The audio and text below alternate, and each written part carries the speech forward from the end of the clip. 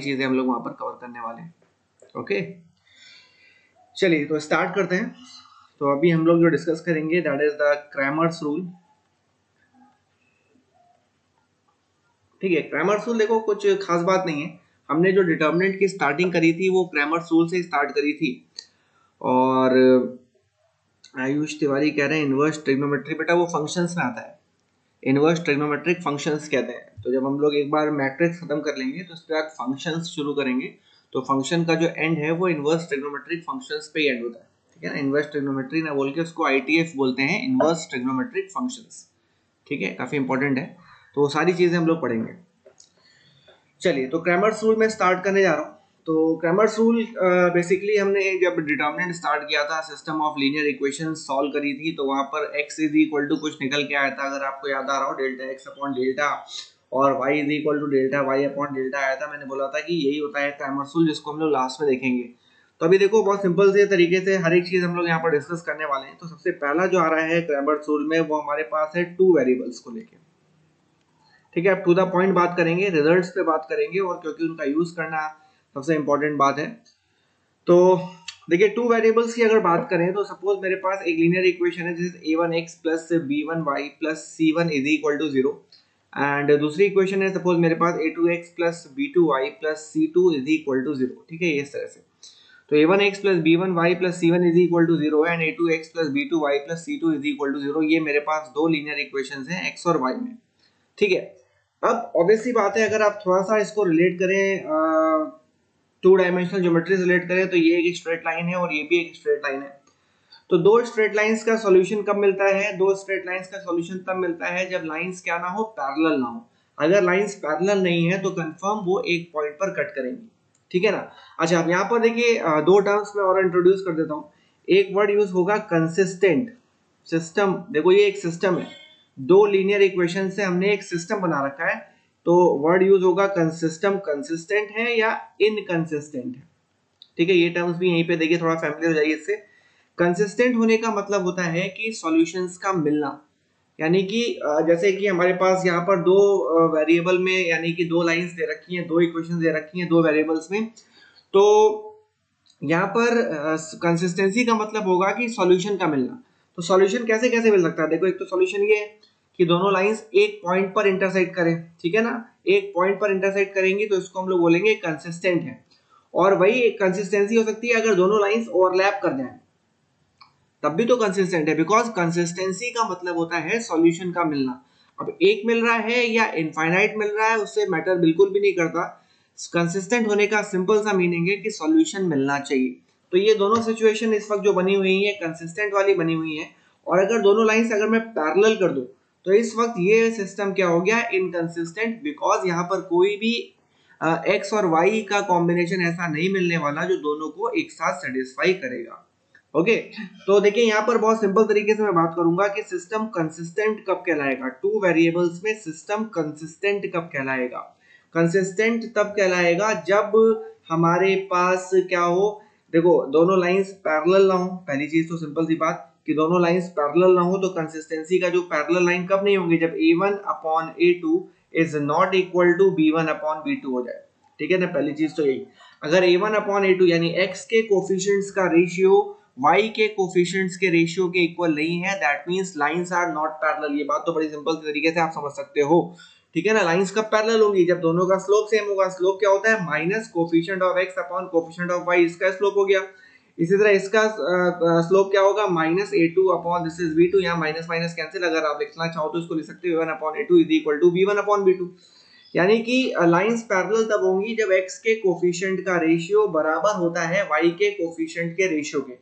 तो अगर ऐसा हो गया तो लाइंस पैरेलल हो जाएंगी, तो सिस्टम इनकंसिस्टेंसी में चला जाएगा। इस वजह से देखो मैंने क्या लिख दिया है, a1 upon a2 is not equal to b1 upon b2। यानी कि x के कोफिशिएंट का रेशियो y के कोफिशिएंट के रेशियो के इक्वल ना हो, देन इस केस में कंसिस्टेंसी मिलेगी। और कंसिस्टेंसी का कौन सा केस मिलेगा, यूनिक सॉल्यूशन वाला केस मिलेगा। यानी ये वाली सिचुएशन रहेगी जहां पर दोनों लाइन सिर्फ और सिर्फ एक यूनिक पॉइंट पर कट करेंगे। इसी को हम बोलते हैं यूनिक सॉल्यूशंस। ओके, अब इसका देखो कंसिस्टेंसी में यूनिक सॉल्यूशन भी मिल सकता है और इनफाइनाइट सॉल्यूशन भी मिल सकता है।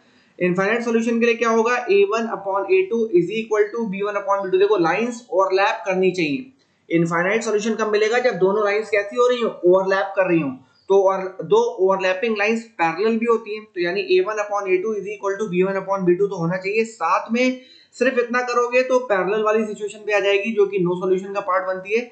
लेकिन अगर साथ में कांस्टेंट्स का रेशियो भी बराबर आ जाए, a1 upon a2 is equal to b1 upon b2 is equal to c1 upon c2, अगर ये तीनों लोगों का रेशियो यानी x के कोफिशिएंट्स का ratio is equal to y के कोफिशिएंट्स का ratio is equals to constant का रेशियो जब सेम आता है, then in that case lines are overlapping, lines overlap कर रही होती हैं, तो वहां पर हमारे पास इनफाइनाइट सॉल्यूशंस मिल रहे होते हैं, तो वहां पर भी सिस्टम हमारा कंसिस्टेंट कहलाएगा। तो कंसिस्टेंसी के हमारे पास दो चॉइसेस हैं, पहला a1 upon a2 not equal to b1 upon b2 यानी कि यूनिक सॉल्यूशन हो जाए, और दूसरा a1 अपॉन a2 अगर b1 अपॉन b2 के बराबर हो तो साथ में c1 अपॉन c2 के भी इक्वल आना चाहिए, ताकि इनफाइनाइटली मैनी सॉल्यूशंस मिल जाए। ओके, नाउ अगर मैं इनकंसिस्टेंसी की बात करूं, ठीक है, इनकंसिस्टेंसी की बात करूं, इनकंसिस्टेंट, तो इनकंसिस्टेंट तब होगा जब लाइंस पैरेलल हो लेकिन ओवरलैपिंग ना हो। तो लाइंस पैरेलल कब होंगी, जब a1 upon a2 is equal to b1 upon b2 हो, लेकिन c1 अपॉन c2 का रेशियो इसके इक्वल ना है, क्योंकि अगर c1 अपॉन c2 की वैल्यू भी इसके इक्वल आ गई तो लाइंस जो है वो कोइंसाइडिंग लाइंस या ओवरलैपिंग लाइंस हो जाएंगी, जिसकी वजह से हमारे पास इनफाइनाइटली मैनी सॉल्यूशन मिलेगा और सिस्टम कंसिस्टेंट हो जाएगा। तो पहली चीज तो दिमाग में ये सेट करिए, कंसिस्टेंसी का मीनिंग होता है सॉल्यूशंस का मिलना, फिर चाहे यूनिक सॉल्यूशन हो फिर या फिर इनफाइनाइट सॉल्यूशन हो, और इनकंसिस्टेंट का मतलब होता है सॉल्यूशन का ना मिलना। तो इस तरह से देखिए आपके पास मैंने टू वेरिएबल्स में, जहां पर दो वेरिएबल में दो इक्वेशंस की अगर मैं बात करूं तो वो मैंने डिस्कस कर दिया आपके साथ कि कब सिस्टम कंसिस्टेंट होगा और कब सिस्टम इनकंसिस्टेंट होगा। आई थिंक आपको ये बात समझ में आ गई होगी। जल्दी से मुझे सभी लोग रिप्लाई करिए, और जो लोग इन आउट कर रहे हैं बेटा अलर्ट हो जाओ। मैं फिर देखो एक बात मैं बहुत सिंपल सी बता दूं, पिछले साल भी यही हुआ था, कोरोना की वजह से कुछ लाइव क्लासेस तो चलती थी लेकिन लोग सीरियसली अटेम्प्ट नहीं करते थे उसको। बाद में हुआ कि सर ये चैप्टर छूटा हुआ है, ये मैंने पढ़ा तो था लेकिन कॉन्फिडेंट नहीं हूँ। ये बिल्कुल एग्जैक्ट वही क्लास है, यही सब चीजें मैं क्लास में भी बता रहा हूँ। आपका बस काम है कि फोकस करके आप बात समझें, कोई डाउट आता है इस चीज को पूछें। बहुत इंपॉर्टेंट टाइम है, आप इसको अगर यूज कर लेंगे तो मैं आपको बता दूं अभी 1-1.5 महीने के अंदर ही सब कुछ फिर से वैसा ही वापस होने वाला है। जैसे जैसे वैक्सीनेशन बढ़ेगा तो फिर आपको एक्स्ट्रा एनर्जी लगा के दौड़ने की जरूरत नहीं पड़ेगी, आपको सिर्फ उस वक्त थोड़ी सी पेस बढ़ाएंगे और आप बहुत अच्छा रिजल्ट पा सकते हैं, लेकिन वो तभी होगा जब आप इस वक्त सीरियस रहेंगे। ओके, चलिए, तो सभी ने यस बोला है और मेरे ख्याल से सभी को समझ में आ भी रहा है, बहुत सिंपल सा कॉन्सेप्ट है, और बाकी ये तो स्ट्रेट लाइंस में भी हमने ये चीज देख ही रखा है। चलिए, तो अभी तो ये हो गया सिंपल सी बात, क्रैमर्स रूल, जिसके लिए हमारे पास दो वेरिएबल्स में हमने डिस्कस किया। नाउ जो इंपॉर्टेंट है वो है तीन वेरिएबल्स वाला, 3 वेरिएबल्स। ठीक है ना, 3 वेरिएबल्स में हम लोग कैसे डिस्कशन करते हैं जरा बहुत ध्यान से समझना। 3 वेरिएबल्स में हमारे पास देखिए दो चॉइसेस हैं। पहला है नॉन होमोजीनियस सिस्टम, एक एक करके हम दोनों चॉइसेस को डिस्कस करेंगे। पहला है non homogeneous system. Non homogeneous system का मीनिंग क्या है पहले ये समझते हैं। यहां पर देखिए a1x plus b1y plus c1z is equal to d1, and दूसरी इक्वेशन है suppose a2x plus b2y plus c2z is equal to d2, and तीसरी इक्वेशन है a3x plus b3y plus c3z is equal to d3। ठीक है, suppose मेरे पास ये तीन equation है, ये नॉन होमोजीनियस है। इसका क्या मीनिंग है, जरा इसका मीनिंग समझिएगा। यहाँ पर देखो ये 1 डिग्री टर्म है, x पे पावर 1 डिग्री टर्म, ये y के ऊपर पावर 1 डिग्री टर्म, z के ऊपर पावर 1 डिग्री टर्म। तो ये तीनों इधर लेफ्ट हैंड साइड इन तीनों के क्या है 1 डिग्री वाले हैं, लेकिन राइट हैंड साइड देखो कांस्टेंट्स हैं। कांस्टेंट्स को हम क्या बोलते हैं 0 डिग्री, क्योंकि इसमें कोई वेरिएबल नहीं होता है, या फिर कहें तो वेरिएबल है, मान लो यहाँ पर x लिखा हुआ है और x टू द पावर 0 है, जिसकी वजह से वो 1 हो रखा है, तो इसे हम बोलते हैं नॉन होमोजीनियस, है ना। क्योंकि होमोजीनियस तब होता है जब सबकी डिग्री सेम होती है, इसकी डिग्री 1, इसकी डिग्री 1, इसकी डिग्री 1 और यहाँ पे भी डिग्री 1 होती या फिर 0 हो जाता, तब तो ये होमोजीनियस हो जाता है। लेकिन क्योंकि राइट हैंड साइड पर कांस्टेंट आ जा रहा है तो ये हमारा क्या नहीं हो पा रहा है, होमोजीनियस नहीं हो पा रहा है, इसलिए ये नॉन होमोजीनियस, इसे हम कहते हैं नॉन होमोजीनियस सिस्टम। ना अब आप थोड़ा सा रिलेट करना, देखो मैं थोड़ा आगे की बातें बोलूंगा। यहाँ पर आपको थोड़ा सा ये रिलेट करना है कि जैसे कि x और y में, जैसे इससे पहले हमने दो वेरिएबल्स में जो दो इक्वेशन देखी थी, x और y में जो इक्वेशंस थी वो हमारी कहलाती हैं क्या, उसका जो ग्राफ बनता है वो कैसा बनता है, स्ट्रेट लाइन बनता है, ठीक है ना। इसका ग्राफ कैसा बनता है, स्ट्रेट लाइन बनता है, ये हमें पता है।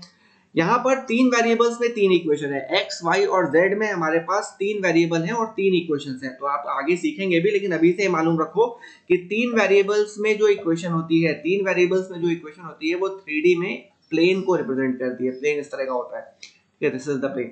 तो every linear equation in x and y, ध्यान से सुनना मेरी बात, every linear equation in x and y represents straight lines in 2 dimension, while every linear equation in x, y and z represents plane in 3 dimension। 3 dimension में ये planes को represent करता है। तो अब देखो नॉन होमोजेनियस सिस्टम है हमारे पास, इस नॉन होमोजेनियस सिस्टम में हमारे पास तीन तरह के सॉल्यूशंस मिल सकते हैं। यूनिक सॉल्यूशन मिल सकता है, यूनिक सॉल्यूशन मिल सकता है, इनफाइनाइटली मैनी सॉल्यूशंस मिल सकते हैं जिसको इनफाइनाइट सॉल्यूशन वाला केस कहते हैं, और या फिर हमारे पास नो सॉल्यूशन वाला केस मिल सकता है। यानी यूनिक सॉल्यूशन मिल सकता है, इनफाइनाइट सॉल्यूशन मिल सकता है, या फिर नो सॉल्यूशन मिलेगा। यूनिक और इनफाइनाइट मिलने का मतलब है सिस्टम हमारा क्या है, कंसिस्टेंट है। सिस्टम इज कंसिस्टेंट, जैसा मैंने बताया ना, सॉल्यूशन का मिलना, फिर चाहे एक सॉल्यूशन मिले या फिर इनफाइनाइट सॉल्यूशन मिले, सॉल्यूशन मिल रहा है इसलिए सिस्टम हमारा क्या है, कंसिस्टेंट है। No solution means what, no solution को कहलाता है दिस इज इनकंसिस्टेंट कहलाता है, इनकंसिस्टेंट, ठीक है ना, इनकंसिस्टेंट कहलाता है। तो क्या है सिचुएशन, ऐसे आप सोच सकते हो। यूनिक सॉल्यूशन वाला केस कैसा दिख रहा होगा, आप ऐसे रिलेट कर सकते हो। ये देखिए तीन प्लेन है हमारे पास, इस तरह से मैं यूनिक सॉल्यूशन को विजुलाइज करा सकता हूँ आपके पास। जैसे देखो एक क्यूबॉइड है, तीन सॉल्यूशन का मतलब है जैसे ये देखो, एक तीन प्लेन्स ले लिए, एक ये वाला प्लेन लिया, एक ये वाला प्लेन लिया और एक ये वाला प्लेन लिया। इन तीनों का एक कॉमन पॉइंट देखो, this is the unique solution. देखो एक पॉइंट कॉमन आ रहा है इसलिए ये हमारा क्या है, यूनिक सॉल्यूशन है। वही इनफाइनाइटली मैनी सॉल्यूशंस कब मिलता है, इनफाइनाइटली मैनी सॉल्यूशन ऐसे मिलेगा जब आपके तीन प्लेन्स ऐसे हो जाएं। ये देखिए एक ही लाइन से तीन प्लेन्स पास कर रहे हैं, आप रिलेट कर सकते हो। ये एक जैसे बुक की बाउंड्री ले लो, उससे सारे पेजेस अटैच हैं, तो सारे प्लेन एक लाइन से पास कर रहे हैं और एक लाइन पर कितने पॉइंट्स होते हैं, ऐसे इस लाइन पर कितने पॉइंट्स होंगे, इनफाइनाइट पॉइंट्स। तो ये कहलाता है हमारे इनफाइनाइटली मैनी सॉल्यूशंस। और इनकंसिस्टेंसी की अगर बात कर ले तो इनकंसिस्टेंसी में सबसे बढ़िया केस ये इस तरह का है कि भाई आपके पास तीन प्लेन्स हैं और तीनों में कोई भी पॉइंट कॉमन नहीं है, मतलब एक भी पॉइंट कॉमन नहीं है, तो ऐसी सिचुएशन हमारी इनकंसिस्टेंसी शो करेगी। तो हमारे पास जो नॉन होमोजेनियस सिस्टम है उसमें यूनिक, इनफाइनाइट और नो सॉल्यूशन ये तीनों के तीनों केस मिलते हैं, ठीक है। नाउ आगे बढ़ते हैं। कब यूनिक मिलेगा, कब इनफाइनाइट मिलेगा और कब नो सॉल्यूशन मिलेगा, इस चीज को हम जरा समझने की कोशिश करते हैं। तो टू द पॉइंट आता हूं, शुरुआत में डिटरमिनेंट्स में हमने इस पे बात कर रखी है। आपको क्या करना है, यूनिक, इनफाइनाइट या नो सॉल्यूशन के लिए सबसे पहले एक डिटरमिनेंट बनाना है, डेल्टा, ठीक है। ध्यान से सुनते आ रहा है मेरी बात, मैं लॉजिक पे बात करने आ रहा हूँ, इसी का यूज करके हम क्वेश्चंस को सॉल्व करेंगे। तो डेल्टा हम बनाएंगे, डेल्टा बनाएंगे, this is a1 b1 c1, this is a2 b2 c2 and this is a3 b3 and c3, ठीक है। ये एक डेल्टा बनाएंगे। ये डेल्टा कैसे बना है आप नोटिस कर सकते हो, ये डेल्टा बना है x का कॉलम, y का कॉलम और z के कॉलम से, ठीक है। ये डेल्टा हमारे पास बना है x का कॉलम, y का कॉलम और z के कॉलम से, this is the delta. Now इस डेल्टा से हम बनाएंगे डेल्टा x। डेल्टा x कैसे बनाना होगा, डेल्टा x बनाने के लिए हम x वाला कॉलम, अच्छा आप एक चीज यहाँ पर ये भी समझिए, अब कुछ लोग कहेंगे सर यहाँ a1 a2 a3 तो ऐसे कॉलम में लिख रखा है और यहाँ पर तो आपने a1 a2 a3 को रो में लिख दिया है। ये बात भी बिल्कुल सही है, लेकिन जैसा कि हमको पता है जो डिटरमिनेंट में रो और कॉलम इंटरचेंज करने पर कोई इफेक्ट नहीं पड़ता, आप चाहो तो ऐसे लिख लो, ठीक है, बिल्कुल कोई इशू नहीं है इसमें। a1 a2 a3 ऐसे कर लो, this is b1 b2 b3 कर लो, c1 c2 c3 कर लो, ठीक है ना। अब देखो ये हो गया x का कॉलम, ये हो गया y का कॉलम, ये हो गया z का कॉलम, ठीक है। डेल्टा चाहे इसको बोलो चाहे इसको बोलो, दोनों बातें क्या है, सेम है। तो डेल्टा बन गया ना। डेल्टा से डेल्टा x बनाने के लिए क्या करना है, जो x वाला कॉलम है इसको कांस्टेंट वाले कॉलम से रिप्लेस कर दो, यानी d1 d2 d3 लगा दो, बाकी सबको एज इट इज रखो, b1 b2 b3 c1 c2 c3, ये बन गया delta x। Similarly delta y बनाना है तो डेल्टा y भी डेल्टा से ही बनेगा सब कुछ। डेल्टा y बनाने के लिए डेल्टा वाले में जो y वाला कॉलम है उसको कांस्टेंट वाले कॉलम से रिप्लेस कर दो, ये हमारा डेल्टा y बन गया, ठीक है ना। इसी तरह से अगर मुझे डेल्टा z बनाना हो तो डेल्टा z हमारा कैसे बनेगा कि जो डिटरमिनेंट है हमारा डेल्टा, उसमें जो z वाला कॉलम है उस z वाले कॉलम को कांस्टेंट वाले कॉलम से रिप्लेस कर दो। तो हमारे पास चार चीजें बननी है, delta, delta x, delta y and delta z. तो ये हमारे पास जो चार डिटर्मिनेंट्स बन रहे हैं, अब इन चार डिटर्मिनेंट्स को लेके पूरा गेम। अब आप जरा समझना क्या करना है हमको। जो तीनों इक्वेशंस लिखी हैं उसको हम ऐसे लिख सकते हैं, this is x into delta is equal to delta x, y into delta is equal to delta y, z into delta is equal to delta z. ये है हमारे पास की, ठीक है, इसको ध्यान रखना है। x into delta is equal to delta x, y into delta is equal to delta y and z into delta is equal to delta z. अगर आप याद करो डिटरमिनेंट की पहली क्लास तो वही था, सबका डिनोमिनेटर सेम था। अगर नहीं याद आ रहा है तो इस लाइव क्लास में जाके सबसे पहला लेक्चर जो है उसको देखना, जहाँ पर डिटरमिनेंट हमने स्टार्ट किया था। न्यूमरेटर में जब x निकाल लेते थे तो न्यूमरेटर में डेल्टा x आता था, डिनोमिनेटर में डेल्टा आता था। जब y निकालते थे तो न्यूमरेटर में डेल्टा y आता था, डिनोमिनेटर में डेल्टा ही आता था। तो वही चीज है, देखो ये चीज यहाँ भी डेल्टा डेल्टा लिखा है, जो उधर जाके डिनोमिनेटर में ही तो आएगा, ठीक है। अब देखो सॉल्यूशन आपको रटना कुछ भी नहीं है, देखो मैं सिंपल सा लॉजिक बता रहा हूँ, इस लॉजिक से आप हमेशा के लिए इस रिजल्ट्स को याद रख सकते हो। लॉजिक क्या है, जरा लॉजिक पे वर्क करते हैं। आप देख सकते हो यहाँ पर ये तीनों, सबसे पहले इन तीनों की डिपेंडेंसी डेल्टा पर है, क्योंकि डेल्टा तीनों में ही आ रहा है, तो डेल्टा पे हम डिपेंडेंट रहेंगे, ठीक है ना। अब कैसे डिपेंडेंसी रहेगी, डेल्टा से पूछा जाएगा तो डेल्टा साहब बोलेंगे या तो मेरी वैल्यू जीरो नहीं आएगी या तो मेरी वैल्यू जीरो आएगी। ऑब्वियस सी बात है, ये जो डेल्टा कैलकुलेट करोगे ये दोनों सेम है, ये जो डेल्टा कैलकुलेट करोगे इनकी वैल्यू कैलकुलेट करने पर या तो जीरो के इक्वल आएगी या तो जीरो के इक्वल नहीं आएगी, ठीक है ना। या तो जीरो के इक्वल आएगी या तो जीरो के इक्वल नहीं आएगी। अब यहाँ पर देखो सबसे पहले हम लिख लेते हैं डेल्टा अगर जीरो नहीं आया तो डेल्टा अगर जीरो नहीं आया तो देखो क्या होगा, x इज इक्वल टू आ जाएगा delta x upon delta, y is equal to आ जाएगा डेल्टा y अपॉन डेल्टा, और z इज इक्वल टू आ जाएगा डेल्टा z अपॉन डेल्टा। खत्म। ये तो बहुत आसान सा केस है सर। अगर डेल्टा जीरो नहीं आया, देखो सिंपल सी बात, डेल्टा अगर जीरो नहीं आया तो बहुत बढ़िया, delta x delta y delta z कुछ भी आए हो, डेल्टा से डिवाइड करके आपको एक x एक y और एक z मिल जाएगा। And this is the situation for unique solution. इसी को हम बोलते हैं यूनिक सॉल्यूशन मिल गया हमको। यानी कि पहली चीज जो आपको ध्यान रखनी है, यूनिक सॉल्यूशन यानी सिर्फ एक x एक y और एक z कब मिलेगा, जब आपके पास डेल्टा की वैल्यू जीरो के इक्वल नहीं होगी, ठीक है ना। आसानी से दिख भी रहा है, कोई रटने वाली बात नहीं। डेल्टा अगर जीरो नहीं हुआ तो something upon non zero value आपको हमेशा एक फाइनाइट वैल्यू ही मिलती रहेगी, इसलिए कोई इशू नहीं आने वाला। यूनिक सॉल्यूशन के लिए आपको ये करना है, डेल्टा को सबसे पहले नॉट इक्वल टू जीरो होना चाहिए ना। अब डेल्टा अगर जीरो आ रहा है तो क्या होगा, जरा इस चीज को बहुत ध्यान से समझना। हालांकि बहुत कॉम्प्लिकेटेड नहीं है लेकिन आप ध्यान से देखिएगा। डेल्टा अगर जीरो नहीं आया तो हमारे पास दो चॉइसेस है।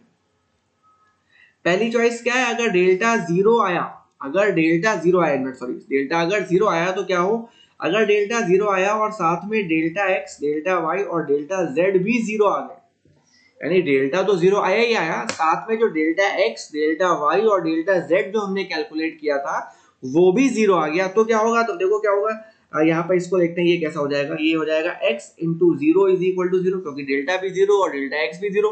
इसी तरह से y into zero is equal to zero, यानी डेल्टा y भी जीरो डेल्टा भी zero, and z into zero is equal to zero.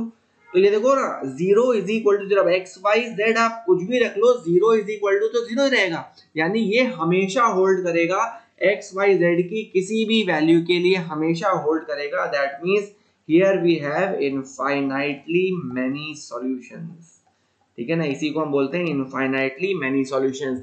जब डेल्टा भी जीरो हो जाए और डेल्टा एक्स डेल्टा वाई और डेल्टा जेड भी जीरो हो जाए तो एक तरह से आपका सॉल्यूशन आप देख सकते हो एक्स वाई और जेड से इंडिपेंडेंट हो गया। जो मन में आए एक्स वाई और जेड रख दो, that value into zero, that value into zero, that value into zero is equal to zero आ जाएगा। मतलब एक्स वाई जेड की किसी भी वैल्यू के लिए ये इक्वेशन सेटिस्फाई करने लगेगी, और किसी भी वैल्यू का मतलब है इनफाइनाइट वैल्यूज के लिए सेटिस्फाई करेगी। That means we have what, infinitely many solutions, right. Okay ना, यहाँ पर तीसरी पॉसिबिलिटी जो है, या delta is equal to zero की जो दूसरी पॉसिबिलिटी है कि डेल्टा तो जीरो ही है लेकिन at least one of either delta x और डेल्टा वाई और delta z is not equal to zero, ठीक है ना। या तो देखो इसमें यहाँ पे क्या हो रहा है, डेल्टा तो जीरो है लेकिन डेल्टा एक्स, डेल्टा वाई या डेल्टा जेड में कम से कम कोई एक, कम से कम कोई एक का मतलब दो भी, तीन भी, तीनों भी चलेंगे, लेकिन कम से कम कोई एक ऐसा जरूर हो जिसकी वैल्यू जीरो ना हो। जैसे एग्जांपल लेते हैं, मैं एक एग्जांपल लेके यहाँ समझाने की कोशिश करता हूँ। Example delta x not equal to zero है, तो क्या होगा? देखो डेल्टा तो जीरो ही है, और delta x not equal to zero, मैंने डेल्टा एक्स लिख दिया। बाकी मान लेते हैं बाकी सब जीरो थे, ठीक है ना। बाकी सब जीरो होने का मतलब ये तो चलो वाई और जेड की किसी भी वैल्यू के लिए होल्ड करेंगे, लेकिन ये साहब ये कभी भी होल्ड नहीं करने वाले। क्यों? क्योंकि भैया ऐसी कोई भी वैल्यू नहीं है एक्स की जिसको जीरो से मल्टीप्लाई करे और एक नॉन जीरो वैल्यू के बराबर आ जाए। देखो ना, delta x not equal to zero है, डेल्टा एक्स जीरो नहीं हो सकता। तो क्या आपके पास कोई ऐसी डेल्टा की वैल्यू है जिसको आप एक्स से मतलब ऐसा कोई एक्स की वैल्यू, सॉरी ऐसी कोई एक्स की वैल्यू है जिसको जीरो से मल्टीप्लाई करें और आंसर नॉन जीरो आ जाए?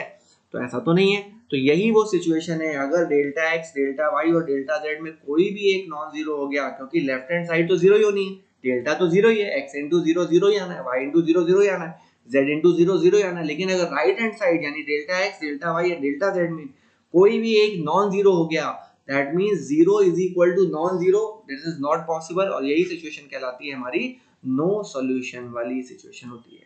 तो यानी कंसिस्टेंसी के लिए अगर मैं बात करूं तो कंसिस्टेंसी के लिए delta not equal to zero चलेगा और डेल्टा जीरो चलेगा, लेकिन कब? जब तीनों जीरो हो, क्योंकि कंसिस्टेंट का मतलब है चाहे यूनिक सॉल्यूशन या फिर infinite solution.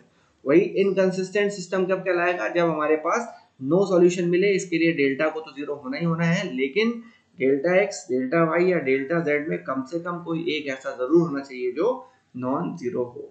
So I hope कि आपको यहाँ तक की बातें समझ में आई हैं। जल्दी से मुझे इन्फॉर्म करिए यस और नो।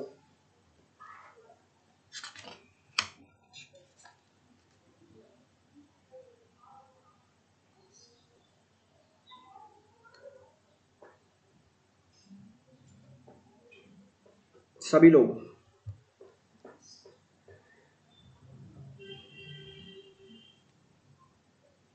चलिए बहुत बढ़िया।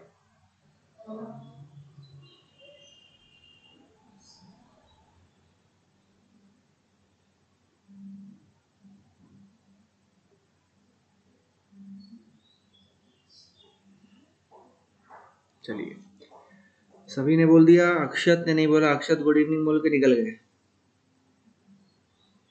अक्षत साहब हैं आप कि गए? और कौन नहीं है? सबका नाम मुझे देखो इधर पता चल चुका है। ओके चलिए,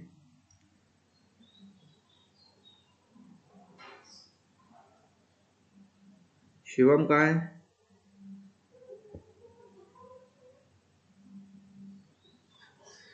चलो बहुत बढ़िया। तो ये हो गया हमारे पास नॉन होमोजीनियस सिस्टम के लिए कहानी। यानी कि नॉन होमोजीनियस सिस्टम मतलब कि राइट हैंड साइड पर कुछ कांस्टेंट्स होंगे, ठीक है ना। अब हम लोग बात करते हैं होमोजीनियस सिस्टम। होमोजीनियस सिस्टम, ठीक है, होमोजीनियस सिस्टम। ना होमोजीनियस सिस्टम कैसा होगा, जरा आप इस चीज को नोटिस करिएगा। होमोजीनियस सिस्टम का मतलब है this is a1x plus this is b1y plus this is c1z is equal to zero. इसी तरह से a2x plus this is b2y plus this is c2z is equal to zero, and this is a3x plus this is b3y plus this is c3z this is equal to zero. ये हमारे पास homogeneous system है। क्यों? क्योंकि देखो इसकी degree 1, इसकी degree 1, इसकी degree 1, लेकिन इसकी डिग्री यहाँ पे कुछ है ही नहीं, जीरो लिखा हुआ है, यानी सभी की डिग्री 1 हो गई। इसी तरह इसकी डिग्री 1 1 1, राइट साइड पे तो जीरो है। कांस्टेंट होता 1 2 3 -7 -1 -0 इस तरह से कुछ होता तो हम बोलते हैं वहां पर की डिग्री जीरो हो रही है। लेकिन जीरो होने का मतलब वहां कोई भी टर्म नहीं है, जीरो को नंबर नहीं कहेंगे। जीरो का मतलब है कि वहां पर कोई भी टर्म नहीं है, या बस यही बोल सकते हैं कोई भी टर्म नहीं है। यानी कि लेफ्ट हैंड साइड में जो डिग्री 1 1 1 चल रही है वो सभी की डिग्री हमारे पास 1 1 1 हो गई है, और इस वजह से हमारे पास क्या कहते हैं, ये होमोजीनियस सिस्टम कहलाएगा, ठीक है ना। सभी की डिग्री 1 1 1 है, इसलिए यहाँ पर होमोजीनियस सिस्टम कहलाएगा। डिफरेंस क्या है नॉन होमोजेनियस सिस्टम में? नॉन होमोजेनियस सिस्टम में राइट हैंड साइड पर d1 d2 और d3 था, यहाँ पर लेफ्ट हैंड साइड पर 0 0 और 0 है।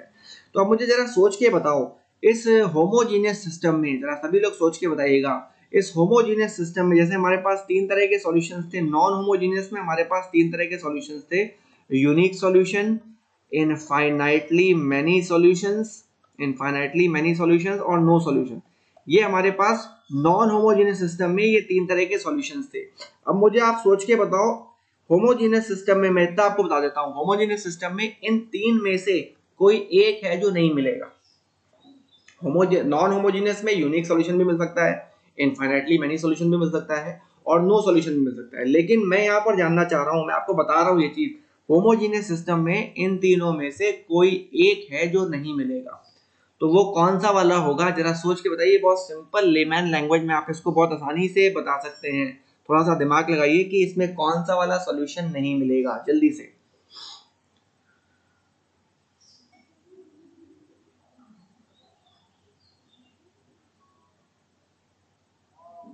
Neelansh is saying no solution, इसमें नो सॉल्यूशन नहीं मिलेगा, मतलब इसमें सॉल्यूशन जरूर मिलेगा, आप ये कहना चाह रहे हो।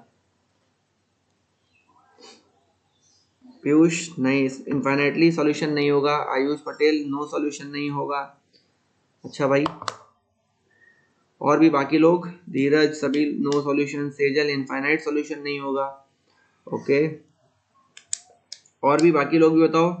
शिवम नो सॉल्यूशन नहीं होगा। ओके, आदित्य नो सॉल्यूशन नहीं होगा। अयान इसमें नो सॉल्यूशन नहीं होगा। अच्छा भाई, चलिए देखिए मैं बताता हूँ।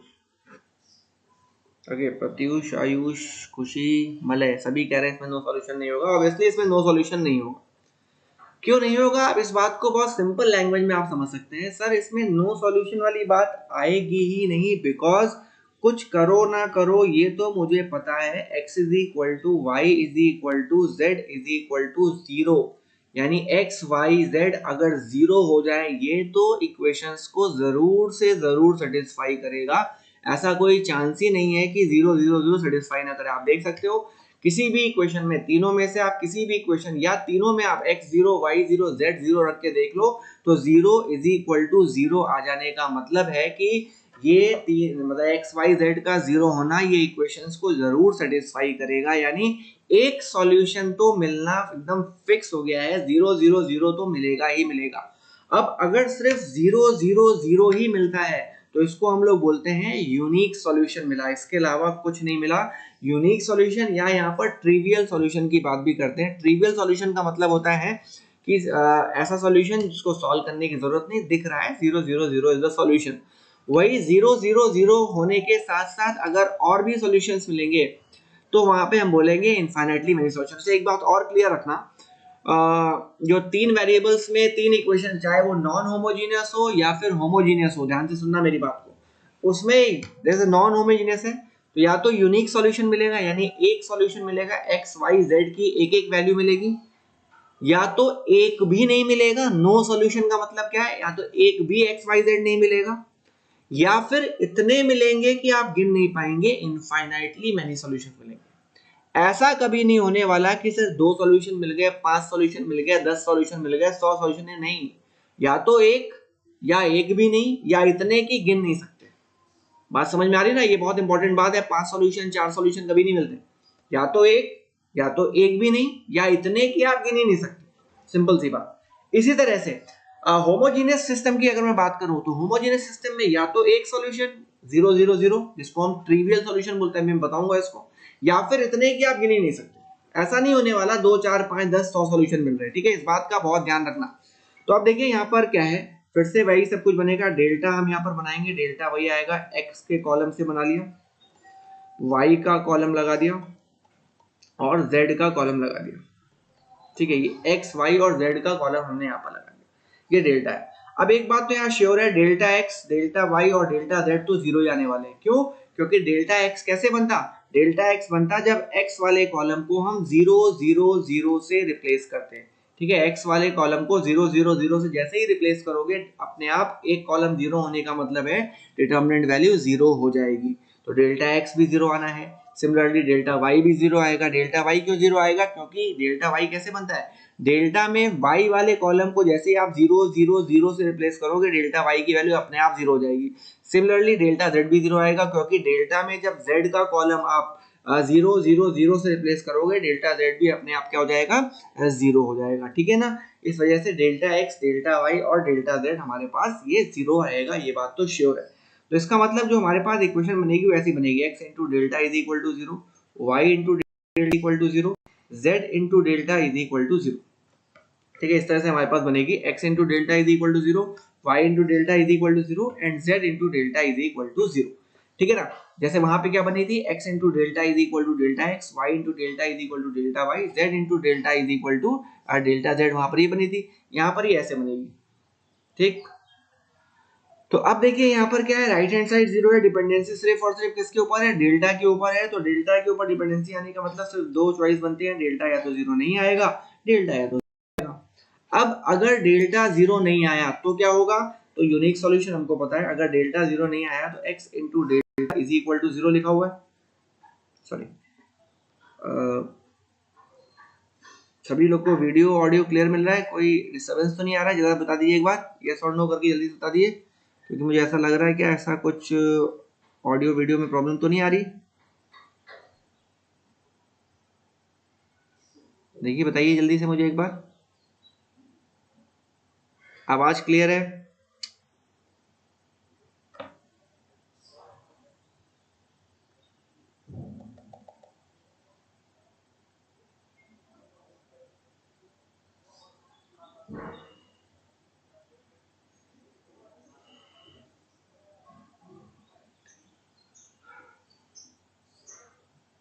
आवाज क्लियर है? Video is lagging, okay?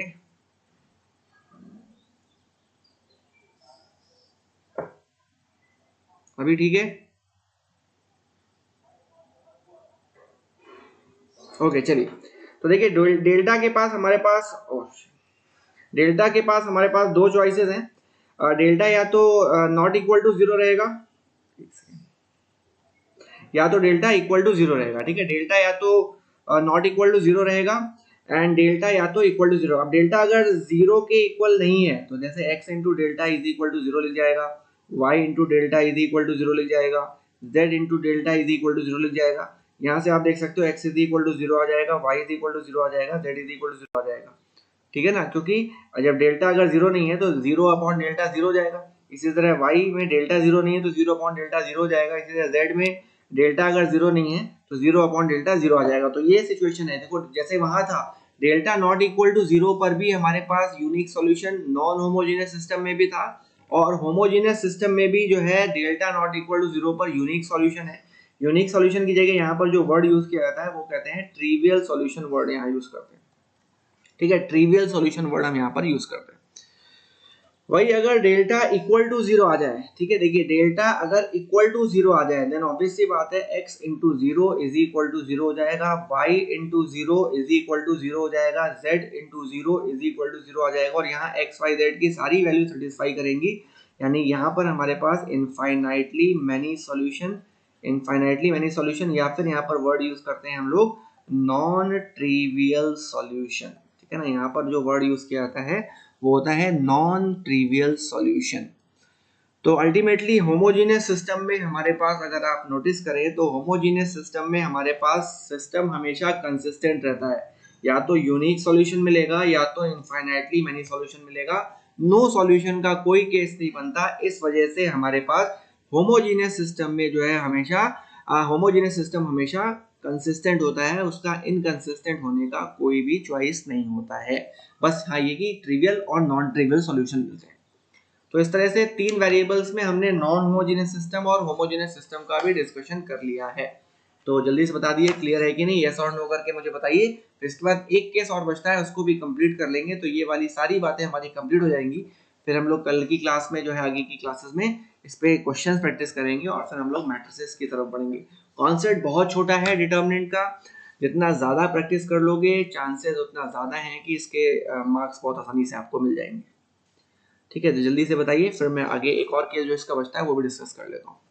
Okay, तो आयुष, नीलांश, हर्षित, आदिश्री, आदित्य, धीरज, अयान, मलय, आयुष, प्रत्युष, सौरभ, सबको समझ में आ गया? बाकी लोग बताओ जल्दी से। ओके, खुशी, Sejal, Piyush.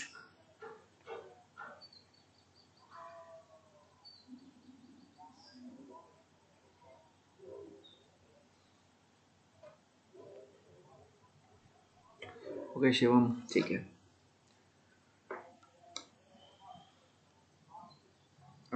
Okay, very good. ना आगे बढ़ते हैं। नाउ वी हैव 3 इक्वेशंस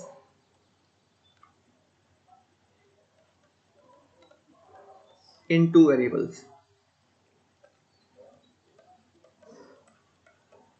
ये भी कभी कभी जेई मेंस में आ जाता है, ठीक है ना। 3 इक्वेशंस 2 वेरिएबल्स, जैसे कि a1x plus b1y plus c1 is equal to 0, a2x plus b2y plus c2 is equal to 0, a3x plus b3y plus c3 is equal to 0। ये है हमारे पास दो वेरिएबल में 3 इक्वेशंस। तो अगर आप थोड़ा सा रिलेट करें, दो वेरिएबल हैं x और y, और जैसा मैंने आपको बताया every linear equation in x and y represents straight line. Okay, तो देखो यूनिक सॉल्यूशन कब मिलेगा? जब लाइन कैसी हो? कॉन्करेंट हो। कॉन्करेंट लाइन किसे कहते हैं? जब तीनों लाइंस एक ही पॉइंट से पास करें। This is the situation of unique solution. ठीक है, ये हमारे पास यूनिक सॉल्यूशन की सिचुएशन है। ओके, और इनफाइनाइट सॉल्यूशन कब मिलेगा? जब तीनों लाइंस कैसी हो? ओवरलैप करें। सिंपल सी बात।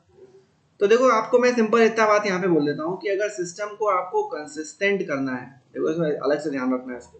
कॉन्करेंसी अगर आपको याद आ रही हो, क्लास 11th में हमने इसको देखा हुआ है। 3 लाइंस कॉन्करेंट कब होती हैं? जब x के कोफिशिएंट से बनने वाला कॉलम, y के कोफिशिएंट से बनने वाला कॉलम और कांस्टेंट से बनने वाला कॉलम से बनने वाला डिटरमिनेंट की वैल्यू जब 0 आती है तो सिस्टम कंसिस्टेंट कहलाएगा। फिर चाहे वो यूनिक सॉल्यूशन हो या कॉन्करेंसी, यानी कि कॉन्करेंट सॉल्यूशंस या कॉन्करेंसी की बात हो रही हो या ओवरलैपिंग लाइंस हो। तो अगर सिस्टम को कंसिस्टेंट करना है, सिस्टम को अगर कंसिस्टेंट करना है, देन इन दैट केस आपका ये डिटरमिनेंट 0 होना चाहिए। बस इसमें यही बात हमको याद रखनी है कि दो वेरिएबल्स में 3 इक्वेशंस अगर आपको दी हो और आपसे सिस्टम को सिस्टम को कंसिस्टेंट करने को कहे। कंसिस्टेंसी का मतलब होता है यूनिक सॉल्यूशन या फिर इनफाइनाइटली मेनी सॉल्यूशन। तो यहाँ पर आपको इस डिटरमिनेंट को 0 करना है। दैट्स इट, इतना ही अलग से आपको याद रखना है। बाकी दो वेरिएबल्स में जो दो इक्वेशंस हमने, देखो एक थोड़ा समराइज कर लेते हैं। दो वेरिएबल्स में जो हमने दो इक्वेशंस की बात करी थी, यहाँ पर अगर आप नोटिस करें, दो वेरिएबल्स में जो दो इक्वेशंस थी, यहाँ पर हमारे पास सब कुछ डिपेंडेंसी डेल्टा के ऊपर है। Delta not equal to 0, delta equal to 0, तो x y z हमारा यूनिक सॉल्यूशन।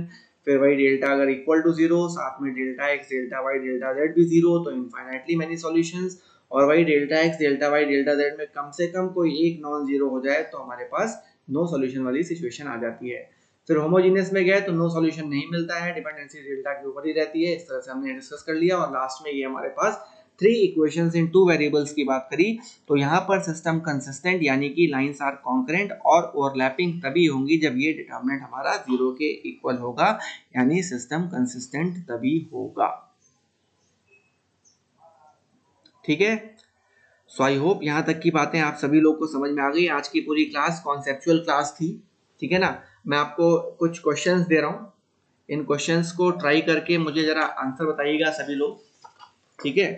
कि सॉल्यूशंस क्या आ रहे हैं, उसके अकॉर्डिंग हम लोग डिस्कस भी करेंगे।